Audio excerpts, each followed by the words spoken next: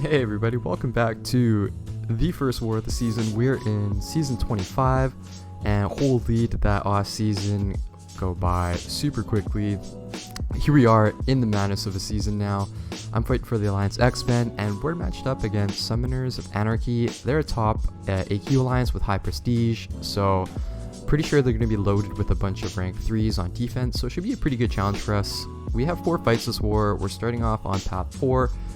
Really used to this lane here. We have a magic waiting for us, and then we're going to hop over to path 3 in section 2 where we have a Morningstar and an Emma Frost, and we're taking path 3 because we're going to bring in Guillotine 29 because we're assigned to a rank 3 Apocalypse at the end.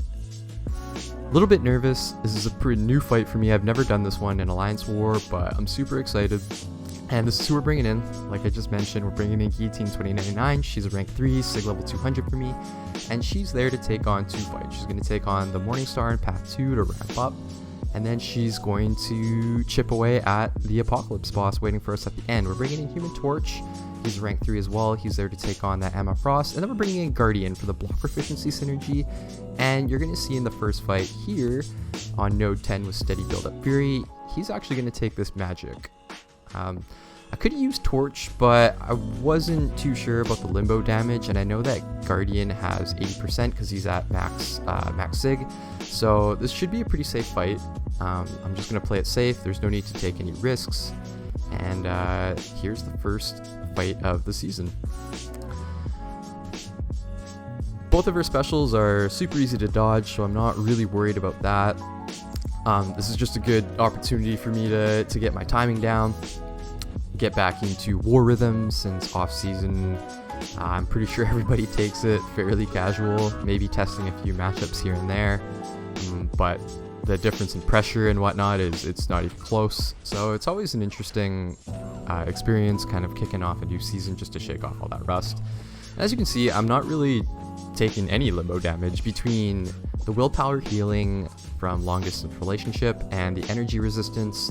My health bar is barely ticking down, maybe 1-2% max, but seeing that during the fight, I know that limbo is pretty much not a threat, so I can fire off a few special ones, try and load up some of those force field charges, and the goal is to end the fight with an SP2.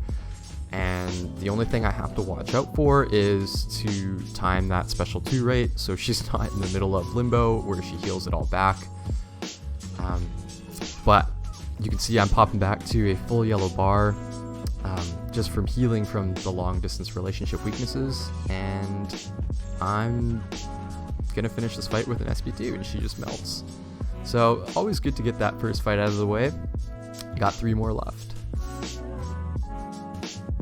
So we're in section 2 here. This is a rank 3 Morningstar with a bunch of armor nodes. As long as you have an immune, you don't really care about that, and which I do with Guillotine 2099. And this is the ramp up fight.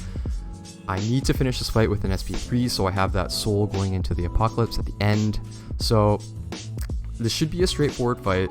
Not a lot of pressure. It's really hard to die here, but you're gonna see me make a bunch of technical mistakes. And I don't know if this is because of the added pressure of knowing that I need to absolutely seal this fight with an SP3, or if it's just me trying to find my war rhythm again. I sped it up because it's a longer fight. There's nothing really special that happens here, but I do mess up a bunch here. I forget to look for my openings.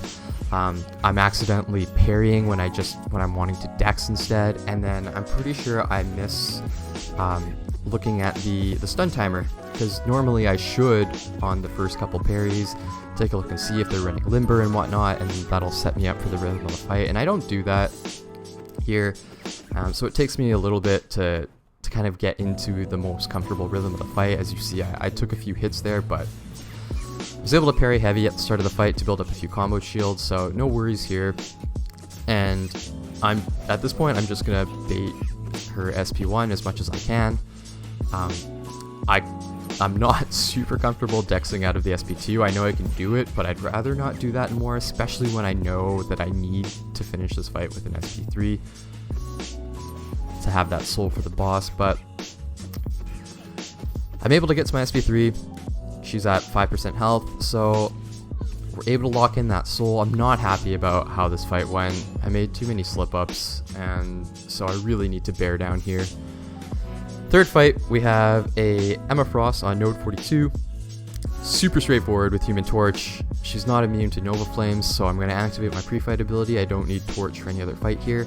And with her SP1, she is duped, so if I want to dex out of it, I gotta make sure that I know for certain that it's going to be reverse controls. But with Human Torch, you can block either the hits, block one or both, and they're going to give you Smolders, which is a nice little bonus to, I guess, finish the fight a little bit faster. But overall, this is a really straightforward fight. There's very few threats here, just as long as you pay attention to that special one. And so I'm going to take a few blocked hits just to get my openings. I'll try and stick to medium, light, medium combos later on in the fight once I get to the rhythm. So I blocked both those hits there. As you can see, I added 2 Smolder charges. So my Nova Flames should be sticking around for a little bit longer.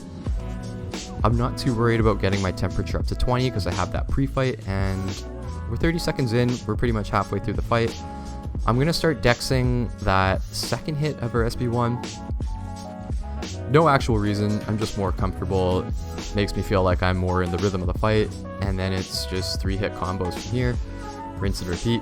Super straightforward. She's almost down. One more SP1, I think, and that should finish it. There we go.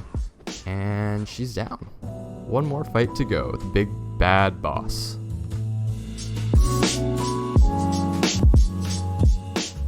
Okay, so first of all, I have to give a huge thanks to Lizer from 4Loki. I reached out to her before the war started when I knew that I was going to take on Apocalypse. I studied a bunch of her war videos. I know that she's really experienced taking this Apocalypse boss with Guillotine 29, and she gave me a bunch of tips here.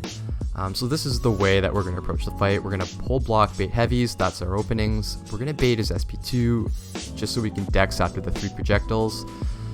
I'm not going to use my special 1 here. I have to stick with my special 2 because the special 1 can trigger Protect. And I have max points in Greater Vitality just to give myself a bigger health pool, because that is the biggest threat here, because we're going to be taking a bunch of blocked hits. I'm starting the fight with a combat regen boost just to mitigate the block damage at the start. And we're off to a pretty good start here. Pretty clean start. We're getting the openings that we want. We're feeling out the rhythm of the fight. I'm turtling up here trying to push him to a special 2. And I know that if I can dex this first one and get the rhythm down, I'll be okay for the rest of the fight. So we're blocking the first 3, dashing out of the kicks, and we're going to fire off our first special 2 here. Just keeping an eye on both health bars. I want to make sure I'm at least even, if not ahead. But so far so good. He's at 2 bars of power. We'll bait out an SP1 here. Block 3 bubbles. There's a little bit of a mistake there. We took one of the kicks after the bubbles, just a bit of extra block damage, but we're still in a pretty good position here. That SP2 is going to be doing more and more damage the longer the fight goes. The Guardian synergy is super nice to have here. It just adds a good chunk of block proficiency, mitigating a lot of the chip damage.